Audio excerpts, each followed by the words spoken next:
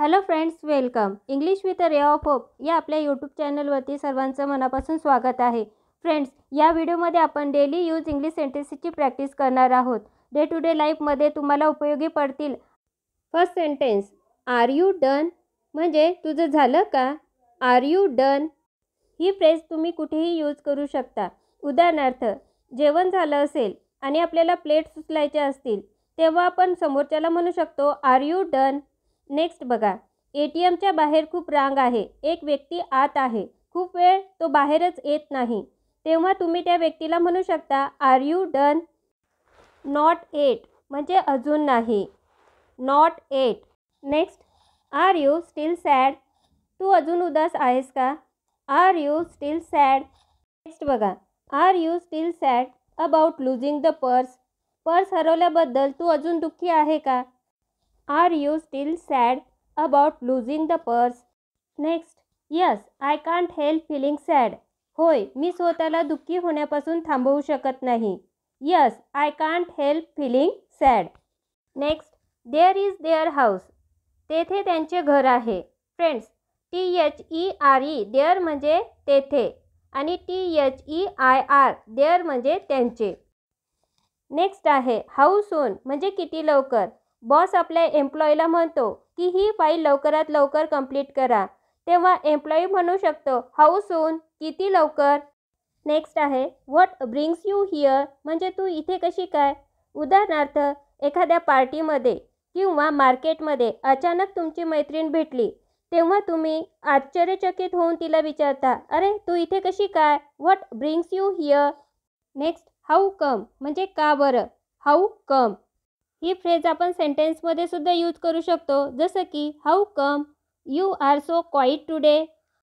तुमचा मित्र खूप बडबडा असेल, बोलका असेल आणि अचानक तो शांत झाला असेल, शांत बसला असेल, तेव्हा तुम्ही त्याला म्हणू शकता how come you are so quiet today.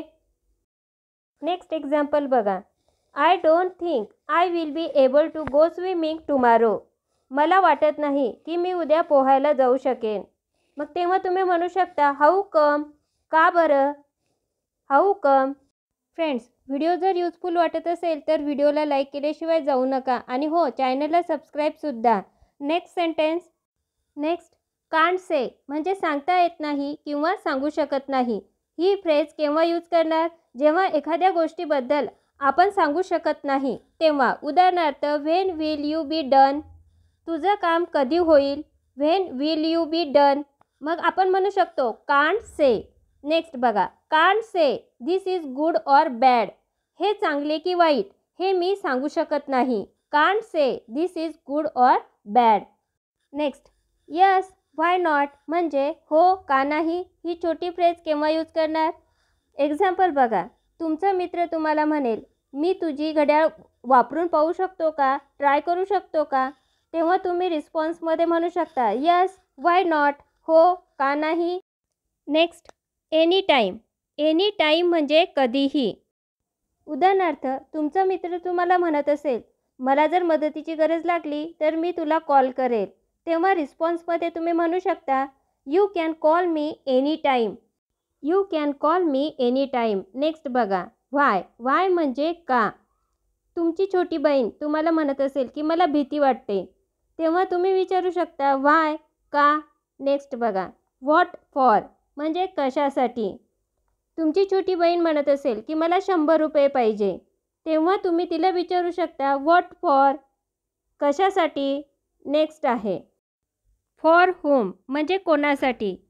आता ही फ्रेज केव्हा यूज करणार. उदाहरणार्थ, तुमचा छोटा भाऊ म्हणत असेल की मला गिफ्ट खरेदी करायचं आहे, तेव्हा तुम्ही त्याला विचारू शकता फॉर होम कोणासाठी.